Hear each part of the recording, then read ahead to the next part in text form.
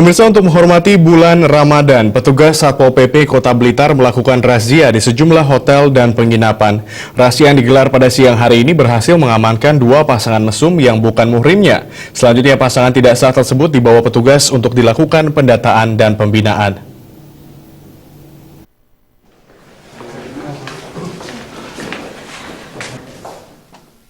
Guna menjaga kekhusyuan umat muslim menjalankan ibadah Ramadan, petugas Satpol PP Kota Blitar melakukan razia di sejumlah hotel yang ada di Blitar.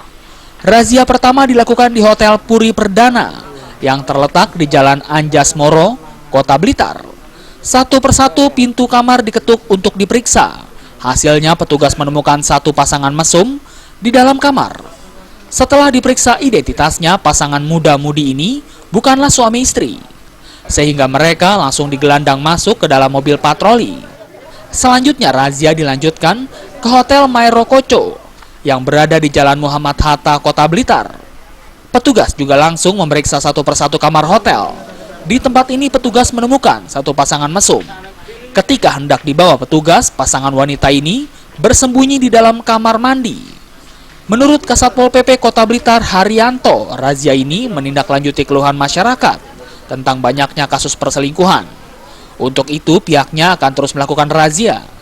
Masyarakat sudah sadar bahwa dalam rangka bulan puasa ini saling menghormati.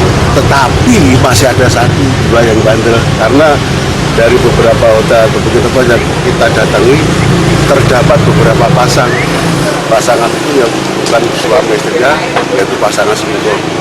Dan langkah-langkah yang kita ambil dari pasangan yang didapati bukan suami dan bukan istrinya, langsung kita bawa ke Satpol PP. Untuk kedua pasangan mesum ini langsung dibawa ke kantor Pol PP Kota Blitar untuk dilakukan pendataan serta pembinaan. Dari Jakarta, Jawa Timur, Hoirul Abadi.